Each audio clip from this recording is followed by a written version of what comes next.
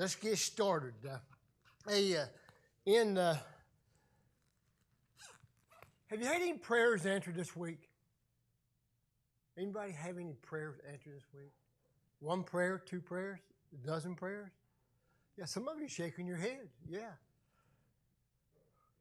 We serve a great and mighty God, just like the song that Paul just sang for us there. We joined in. We serve a great and a mighty God. And He cares about us.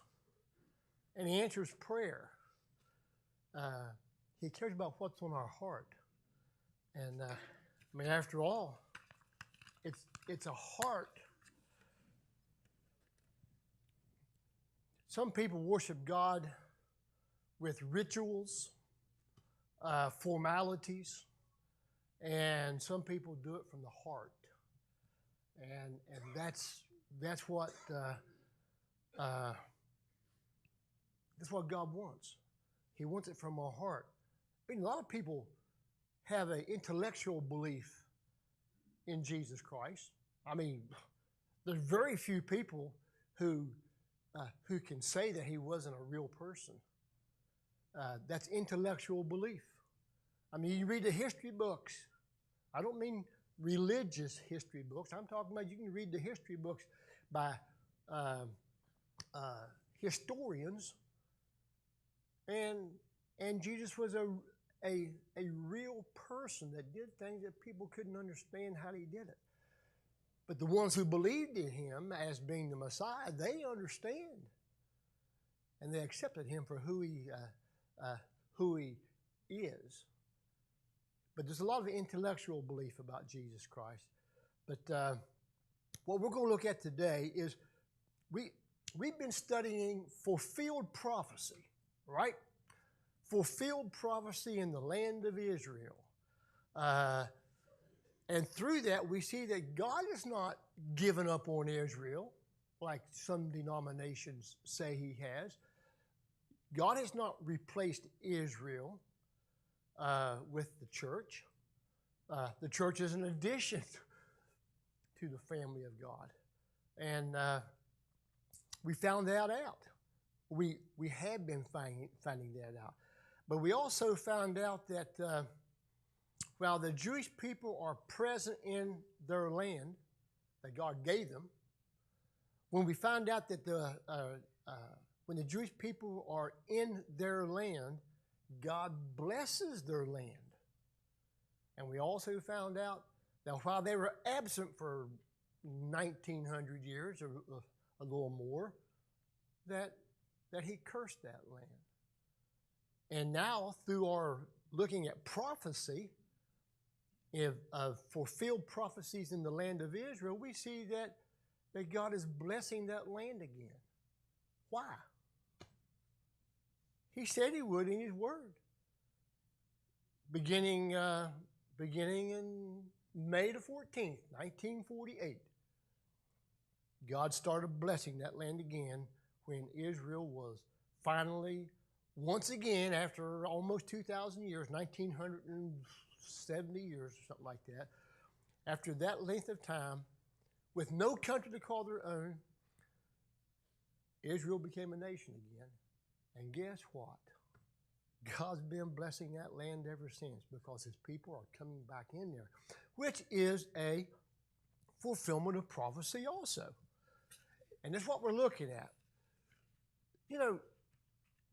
I've been reading a lot about prophecy this week, and I enjoy prophecy. I enjoy future prophecy yet to be fulfilled. But I like going back and reading about prophecy that was made thousands of years before the event occurred and reading about that. What does prophecy in God's Word do? Reinforces our faith, doesn't it? When God said something like in Isaiah, and He was, in Ezekiel, He was talking about Ezekiel prophesies about a coming captivity of the Jewish people. And some of the elite religious people, Pharisees and like that, no. Jeremiah's wrong. Ezekiel is wrong. Isaiah is wrong.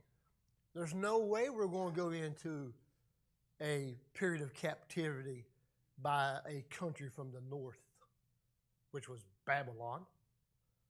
And lo and behold, came true. And if you read in Ezekiel, it'll say that after 70 years of captivity, that the Jews will be released from their captivity in the land of Babylon, and they'll return to their land. Well, guess what? The prophet Daniel was reading the book of Jeremiah one day in captivity in Babylon, and he was reading in the book of Jeremiah where the captivity was going to last 70 years, and guess what Daniel did? He compiled those figures in his mind. He was there when Nebuchadnezzar came in and finally destroyed Jerusalem and carried off hundreds of thousands of people to captivity. And Daniel was reading in Jeremiah where the captivity was going to last for 70 years.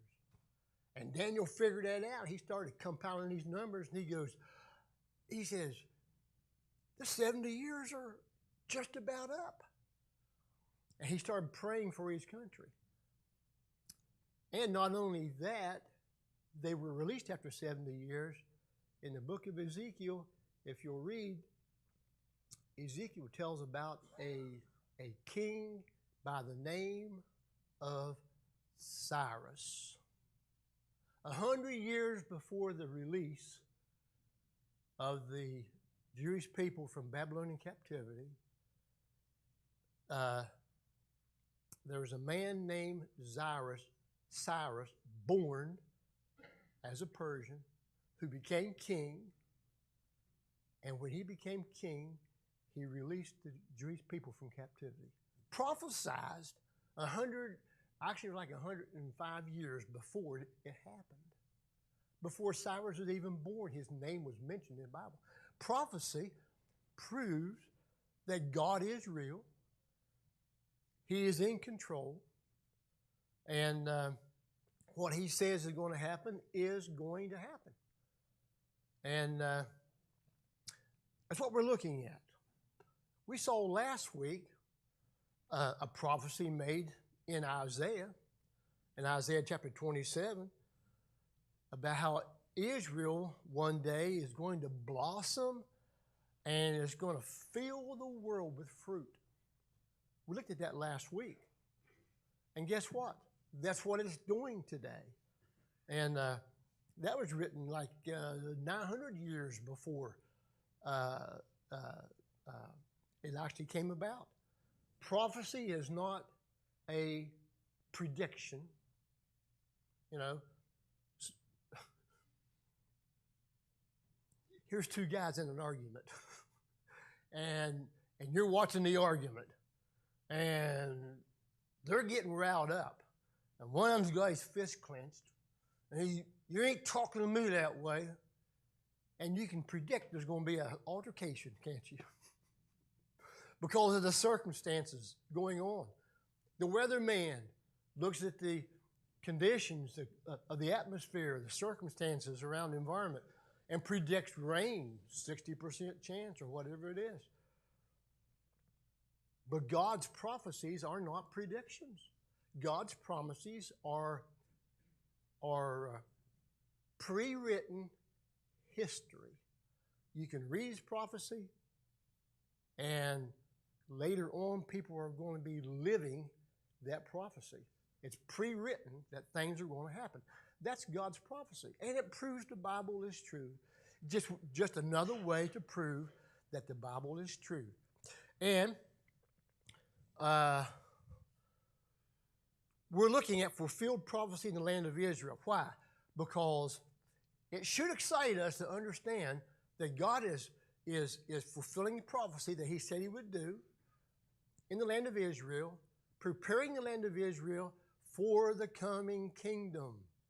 We're going to look at something right here that's exciting. To me, it's exciting. When Israel finally went into captivity for almost 2,000 years, 1,970, 80 years, the land became barren and desolate. Animals left. There was no birds of prey. When all the animals either died off or left, even the birds that would eat the dead carcasses, they left. There was nothing in the land of Israel. It was barren and desolate. And like I said before, in 1898, Mark Twain visited that land. And he said, it's so barren and desolate and unproductive, who would want to live here? That's how bad it was. God says, when my people are in their land, I'm going to bless it. When my people are absent from the land, I'm going to curse it. Exactly has happened. But now he's blessing the land again, getting it ready for the coming kingdom. Now, we're going to look at a prophecy today about the trees of Israel. Have you ever seen modern day pictures of the land of Israel? It's beautiful, isn't it? I mean, trees and lakes, fields of grain. I mean, it's beautiful. But for almost 2,000 years, it lay desolate, barren, desert. But in the coming kingdom, the prophets talk about trees in abundance in the land of Israel. Well, if you lived over there, Israel, 1940, 77 years old. If you were over there 80 years ago, 85 years ago, you'd say, where's all the trees? How can anybody live in a land like this? So why are trees important? Because in the kingdom, the prophets talk about trees. Every kind of tree you can possibly think of is going to be in the land of Israel. Like I said, 80 years ago, you'd have read that and you go, ain't no way. Well, we're going to look at that today. Trees in the land of Israel. Why is that so important? Okay. The trees of Israel. In 1400 BC, at the time of the Exodus, there were forests in Israel. The forest had groves where Israel had forest groves, and they're mentioned many times in Isaiah, Jeremiah, and Ezekiel. In Ecclesiastes chapter 2, verse 4, who wrote the book Ecclesiastes? King Solomon. Yeah. King Solomon indulged himself in every possible privilege, pleasure. Read Ecclesiastes and you'll see. It's all about King Solomon. And he wrote over in Ecclesiastes chapter 2, he says, I planted me trees of all kind. I made pools of water. He created lakes and streams. And I created pools of water to water the wood that bringeth forth the trees. There were trees in Israel. Now, listen to this. Why is trees in Israel today so important? It fulfills prophecy. During the siege of Jerusalem by the Roman general Titus in 70 AD, listen to this, hundreds of thousands of trees were cut down. Why?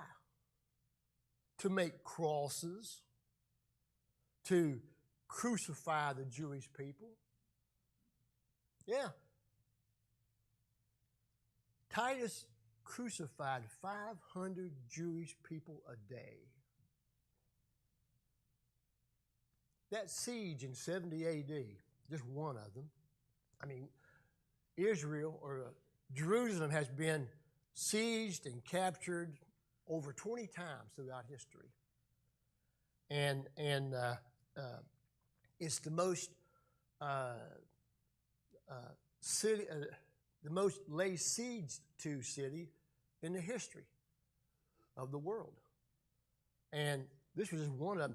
This siege in 70 AD, there's over 1 million people killed. 500 Jews a day were crucified by this General Titus. And they cut down trees to make crosses to crucify them on. Where did all the trees go? Well, there's hundreds of thousands of trees right there that they talk about. Crucifying 500 people a day. According to the Jewish historian, how many have ever heard of Josephus? The works of Josephus, a Jewish historian. He didn't live during the day of Jesus, but he lived during this time here of 70 AD.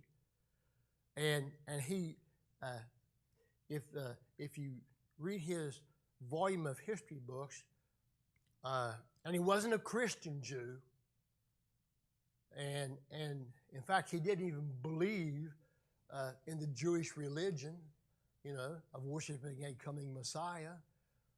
He was a secular Jew who actually was a friend of the Roman people.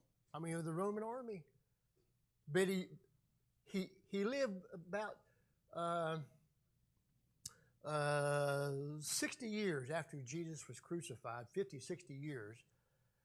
And he lived during this time here as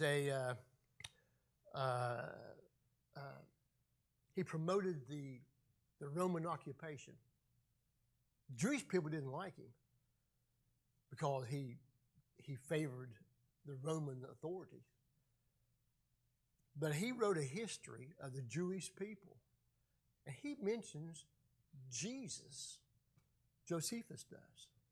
He didn't believe in him, but he lived, he actually talked to people who had met Jesus and told him about things that Jesus had done.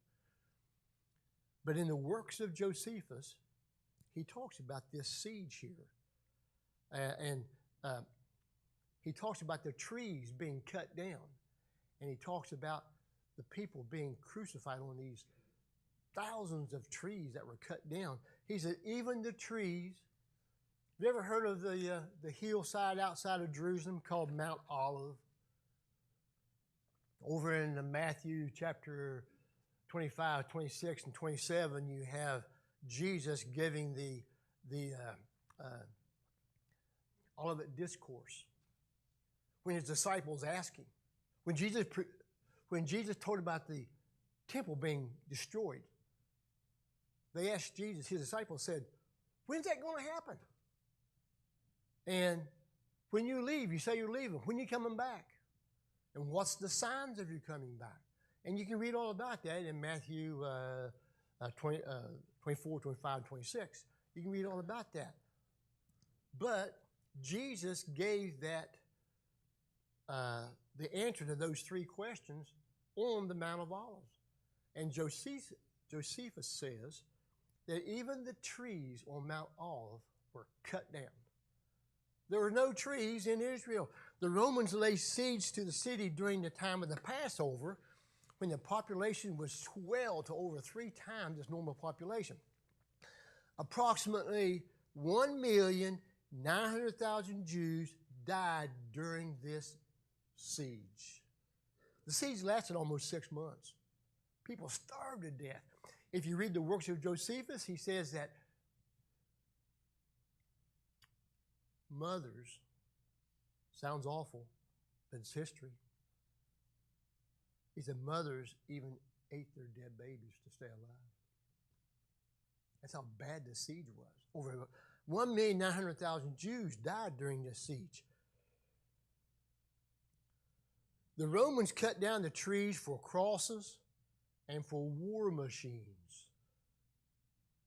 The Muslims cut down the trees to build mosques. The Crusaders came, and they cut the trees down to construct their castles. Where'd all the trees go in Israel? The Turks cut down the trees to use to build railroad ties and firewood for their steam engines. And when the Jews began to return in the early 1900s, sneaking back into their own land, they were forbidden to come into their land. There were very few trees left in the land of Israel. Isaiah 41, prophecy about the future kingdom of Israel. In Isaiah 41, verses 19-20, the prophet says this. God says, tell my people this. I will plant in the wilderness the cedar. I will set in the desert the fir trees and the pine trees. God's telling the prophet Isaiah to tell my people this. Because God knows everything from the beginning to the end. Nothing surprises God. He doesn't get up one morning and go, oh my goodness, look what they're doing down there. I got to figure out something to do. No, God knows. He's already got a plan. He carries out his plan. No matter what human beings do, God's plan will come about. But in Isaiah chapter 41, like I said, the prophet says that God tells me that he's going to plant trees in the wilderness.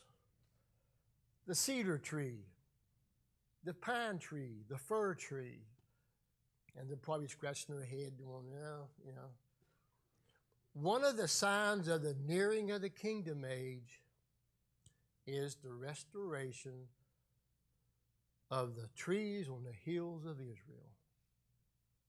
It's coming about right before your very eyes. Listen to this. The mountains of Israel are now covered with trees. And the majority of these trees have been planted since 1948. Why is that number significant that year? That's the year they became a nation, were recognized by the world, or most of the world anyway. The mountains of Israel are now covered with trees, and the majority have been planted since 1948. There are millions of fruit trees. Remember last week we said that Israel produces every kind of the fruit you can think of, except for the coconut. But at one time, Mark Twain looked around at the desert and the dry land, and he said, who would want to live in this desolate place? Now it's a beautiful place. Get on the internet there. Bring up pictures of the land of Israel. It's beautiful. In the 1980s, pine trees, oak trees, olive trees were planted. There have been over 70 million trees planted in Israel by the Jewish people. You know they have a program?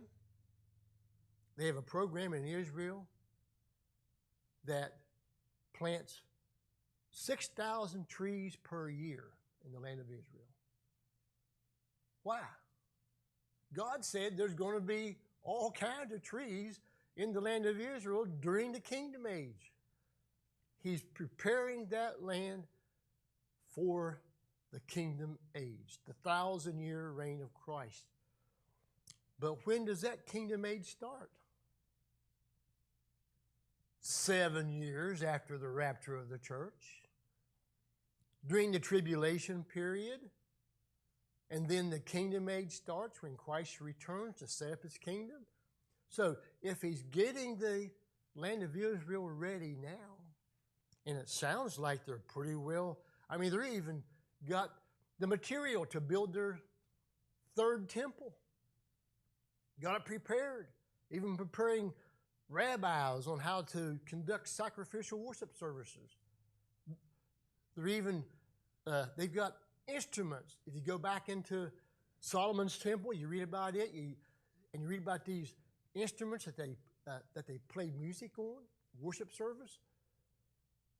The Jewish people have these instruments that they're building, like what's identified in the Old Testament, and they got them in storage, waiting to build the new temple. God is getting the land ready. Are you ready for the rapture? If he's getting it ready for the kingdom, which is 7 years after the rapture, could the rapture be a little bit closer than you really think? Jesus says over in the Olivet Discourse, over in Matthew 24, no man knows the hour, no man knows the day.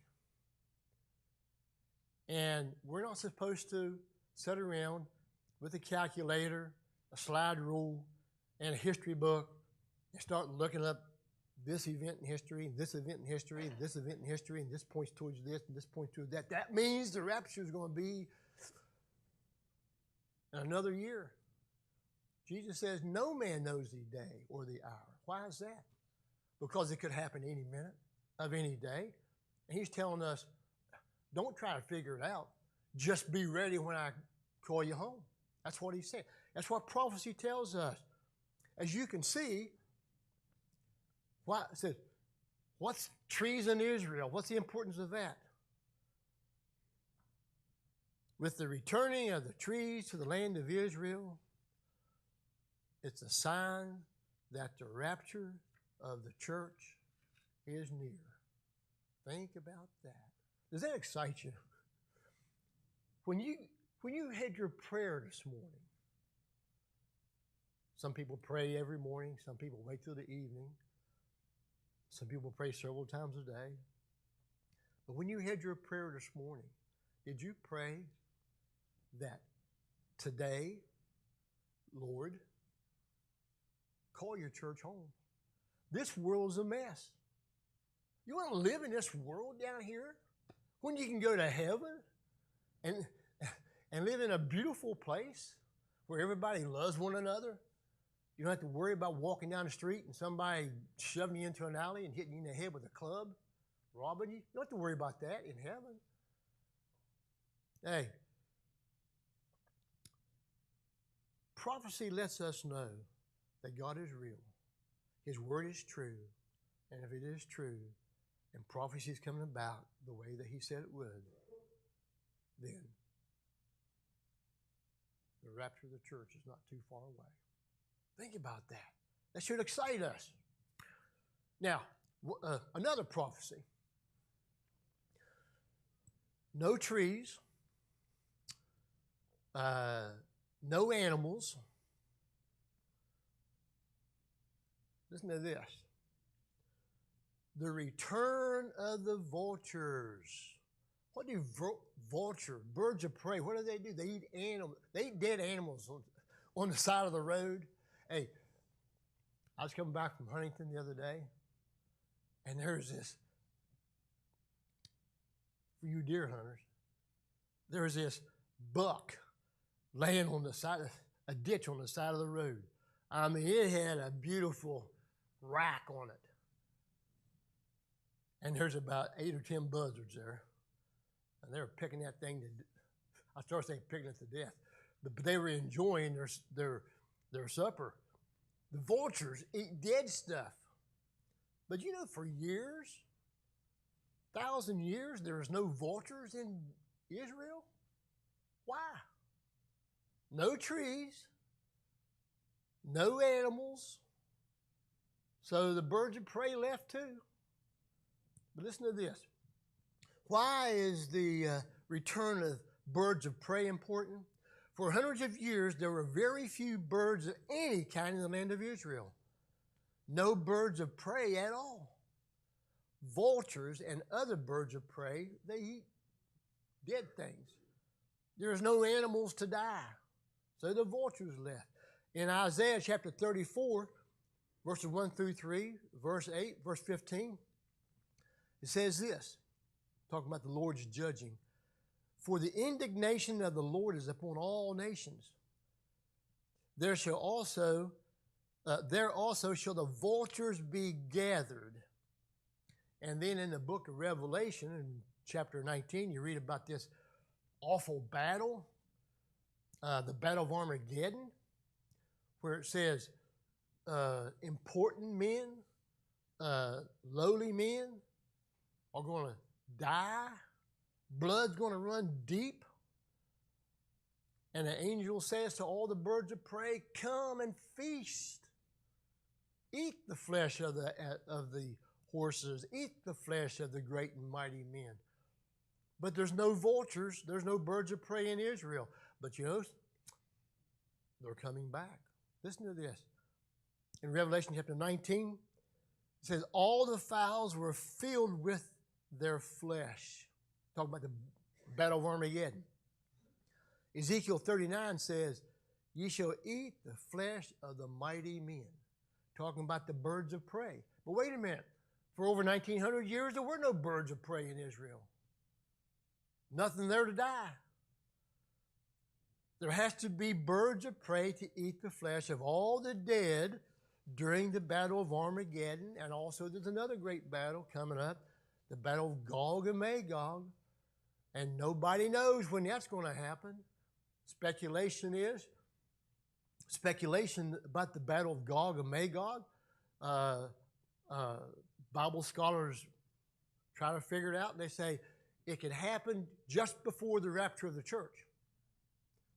And then other Bible scholars say just after the rapture of the church, during the early years of the tribulation period. But if you read in Ezekiel 38 and 39, you'll read the names of these countries, and guess what? They're all in existence right now, and they're all comrades in arms against Israel. Could it be that the Battle of Gog and Magog is getting ready to happen? If that's the case, it's either going to happen right before the rapture or just after the rapture. Are we ready? Hey, there has to be birds of prey to eat the flesh of all the dead during the Battle of Armageddon and Gog and Magog. The vulture population is exploding in the mountains of Bashan, which is now known as the Golan Heights. Not just vultures, but all types of birds of prey have returned to Israel. Eagles, crows, gulls. For over 1,000 years, there were no birds of prey in Israel. Now they're in abundance there. Why? Is the Battle of Gog and Magog pretty close? Is the rapture of the church pretty close? Is the Battle of Armageddon pretty close? Like we read over there in Revelation 19, the angel calls the birds of prey in to feed on the dead, of all the dead bodies. Sounds gruesome, but it's prophecy. And God's preparing the land for this to happen. Isaiah's prophecy of the birds of prey during the battle of the last days, just before the millennium, the prophecy that Isaiah made about birds of prey returning to the land has been fulfilled. Just another prophecy that you read it, and you just go to the next chapter. Maybe you read a prophecy there, and then you go to the next chapter. You don't even look at it. You don't even study it. You don't even give it a thought. You just read it and say, I read my chapter for today. Hey, I don't know how many times you've heard 2 Timothy 2:15 quoted here in church lately. Pastor Reed mentioned it Wednesday night. Pastor John mentioned it last Sunday morning. I mention it almost every week. 2 Timothy 2:15, study to show yourself approved unto God, a workman that needs not to be ashamed, rightly dividing the word of truth. And what does that mean, rightly dividing? Read it, study it, look at it, see what it says, believe it, and if you want to check it out, and you'll find out that it's all true. Just like these prophecies about Israel. Hey, remember I said, we got 5 more minutes. Remember I said that all the animal life left Israel? I mean, there was no crops to destroy. There was no dead things to eat, so everything left Israel. It was desert. Just like the birds of prey mentioned above, practically all animal life left the country of Israel over the centuries of their absence. Remember? My people's in the land, I'll bless it. My people's that going from the land, I'm going to curse it. But during the kingdom age, listen to this. In Isaiah chapter 65, verse 25, it says this, in the kingdom age, the wolf and the lamb shall feed together. The lion and the young bull will play together. Wait a minute, aren't they supposed to be enemies? But not during the kingdom age. In Ezekiel 39:17, every feathered fowl and to every beast is going to be there in the kingdom. But wait a minute. Over 1,900 years have passed by. There's none of these things in Israel. So during the kingdom age and the tribulation period, there must be a return of these creatures to the land of Israel. So what kind of wild animals were in Israel during the kingdom, will be in Israel during the kingdom age? In Judges chapter 14, verse 8, Samson killed a lion. We all know that story. In the books of Jeremiah and Job, it speaks of leopards, ostriches, deer, bear. Jeremiah talks about leopards. Job talks about ostriches. They weren't there for over 1,900 years. In Deuteronomy chapter 14, verse 7, rabbits and deer. In Judges 15, verse 4, Samson caught 300 foxes. These animals weren't there for almost 2,000 years.